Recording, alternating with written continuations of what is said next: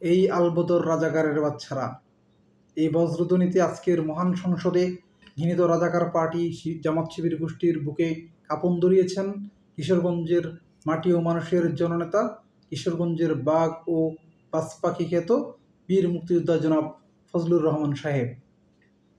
আজকে ফজলুর রহমান সাহেব মহান সংসদে যে বজ্রধ্বনিতে বক্তব্য দিয়েছেন, আমি তার এই বজ্রকণ্ঠকে বিনম্র শ্রদ্ধা এবং ভালোবাসা জানাচ্ছি। বীর মুক্তিযোদ্ধা ফজলুর রহমান সাহেব ৭১-এর মহান মুক্তিযুদ্ধের প্রতি তার যে ভালোবাসা, যে শ্রদ্ধা, যে চেতনা তিনি ধারণ করেন, তার প্রতিটা কথায় কর্মে তা ফুটে ওঠে। আজকে মহান জাতীয় সংসদে মুক্তিযুদ্ধের প্রতি তার একাত্মতা, তার শ্রদ্ধা এবং ভালোবাসার সেই প্রতিধ্বনি আজকে বাংলার কোটি কোটি মানুষ আবার দেখতে পেয়েছেন।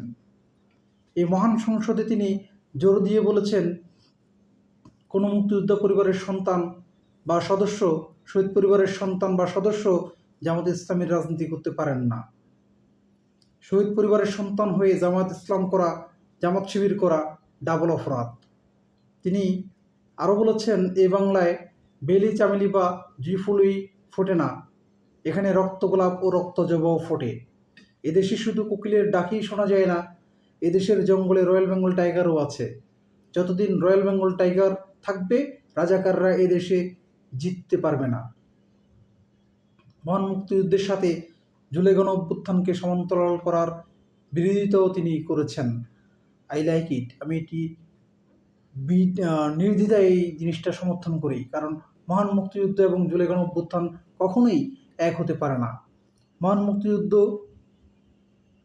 একবারই হয়েছে, যতদিন দেশের স্বাধীনতা সার্বভৌমত্ব টিকে থাকবে, ততদিন দ্বিতীয়বারের মতো ৭১-এর ঘটনার পুনরাবৃত্তি বা ৭১-এর মহান মুক্তিযুদ্ধ দ্বিতীয়বার আর কখনো হবে না।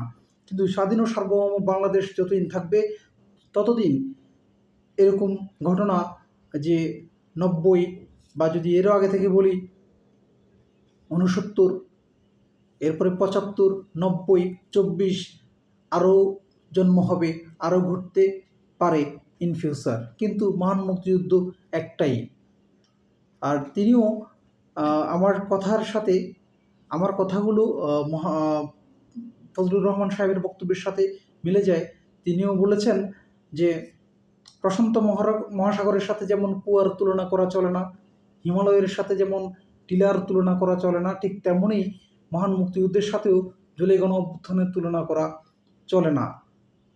আমরা কিন্তু মহান মুক্তিযুদ্ধ এবং জুলাই গণ-অভ্যুত্থান, ৯০, ৭৫ সব কিছুই আমরা ধারণ করি। সো কিন্তু ধারণ করার মানে কিন্তু এই যে এক পাল্লায় মাপা না। মহান মুক্তিযুদ্ধকে মহান মুক্তিযুদ্ধর মর্যাদা দেওয়া, জুলাইকে জুলাইয়ের মধ্যে মর্যাদা দেওয়া, ৯০-কে ৯০-এর মর্যাদা দেওয়া, ৭৫-কে ৭৫-এর মর্যাদা দেওয়া। অর্থাৎ যেই সময়ে যা হয়েছে, যেই ইতিহাস যখন রচিত হয়েছে, ও ইতিহাসকে তার ভিত্তিতেই, তার গুরুত্বের ভিত্তিতেই মূল্যায়ন করাই হচ্ছে যথাযথ মর্যাদা দেওয়া। এবং জনাব ফজলুর রহমান সাহেব আরেকটা বিষয় তুলে ধরেছেন, জুলাই আগস্ট গণ-অভ্যুত্থানে ৫ আগস্ট পর্যন্ত যা কিছু হয়েছে তা হচ্ছে একটি স্বৈরাচার সরকারের বিরুদ্ধে যুদ্ধ, এবং সে যুদ্ধে হতাহত যেটা হয়েছে সে পর্যন্ত ঠিক আছে। কিন্তু ৫ আগস্টের পরে যখন ফ্যাসিস্টরা পালিয়ে যায়, তখন যে ইচ্ছাকৃতভাবে দেশের রাষ্ট্রীয় সম্পদগুলা, দেশের স্বাধীনতা, সার্বভৌমত্ব এবং মহান মুক্তিযুদ্ধের যে স্মৃতিচিহ্নগুলো ছিল, এগুলাকে ধ্বংস করে ফেলা, এগুলা অবশ্যই প্রি প্ল্যান ছিল, পূর্ব পরিকল্পনা মাফিক এগুলো করা হয়েছে।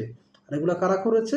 এগুলো সেই জামাত শিবিরের হিংস্র সন্ত্রাসী গোষ্ঠী করেছে।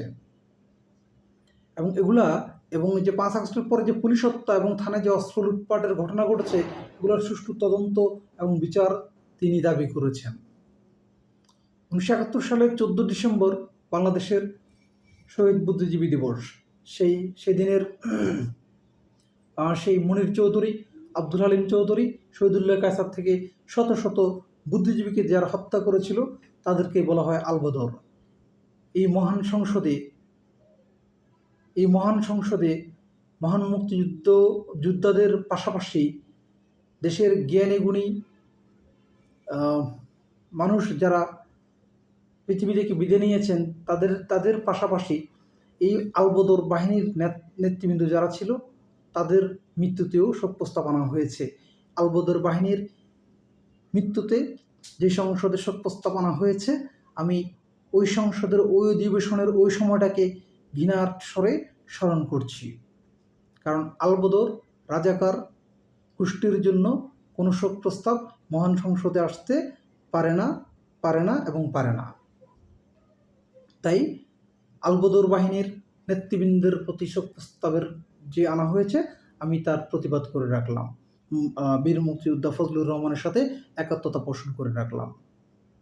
ফজলুর রহমান সাহেব রাজাকার পার্টির উদ্দেশ্যে বলেছেন যে তারা বলেছিল কোনো মুক্তিযুদ্ধ হয় নাই, 1971 সালে কোনো মুক্তিযুদ্ধ হয় নাই। সেই দিন মুক্তিযোদ্ধা হিসেবে আমি বলেছিলাম, অর্থাৎ বীর মুক্তিযোদ্ধা ফজলুর রহমান বলেছিলেন, এই আলবদরের বাচ্চারা, এখনো কিন্তু ফজলুর রহমান জীবিত আছে। মুক্তিযুদ্ধ হয়েছে, মুক্তিযুদ্ধ সত্য, 30 লক্ষ মানুষ শহীদ হয়েছে, জীবন দিয়েছে, এটাও সত্য। আমরা সেদিন তাদের সঙ্গে যুদ্ধ করেছিলাম। অর্থাৎ এই যে বীর মুক্তিযোদ্ধা ফজলুর রহমানরা পাকিস্তানি হানাদার বাহিনীর পাশাপাশি এই রাজাকার গোষ্ঠী আলবদর গোষ্ঠীর বিরুদ্ধেও যুদ্ধ করেছিলেন। এটাই ছিল আজকের মহান সংসদে আলবদর রাজাকারদের বিরুদ্ধে মহান মুক্তিযুদ্ধের বীর সেনানী জননেতা জনাব ফজলুর রহমান সাহেবের বজ্রধ্বনি। ধন্যবাদ সবাইকে।